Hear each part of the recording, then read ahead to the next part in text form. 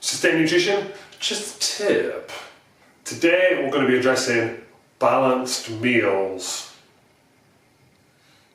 So how to balance your meals throughout the day. So what I want you to do is think about the first half of your day, so the meals that you'll have during the day. So say when you're at work or at school or wherever you're doing, look at those as serving function. So look to tick boxes, so get protein in there, get some vegetables in there, maybe get some fruit in there, but don't do anything too exciting with those meals. Those meals are just there to get you through the day, give you energy to do what you need to do and crack on.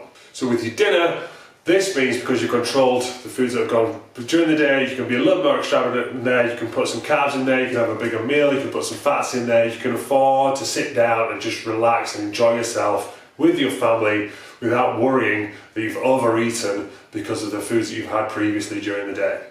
So keep your breakfast, your lunch and your snacks nice and simple, nice and low calorie, and then with the dinner you've got that little bit of pocket of extra calories where you can not stress, just enjoy your food, sit down and relax.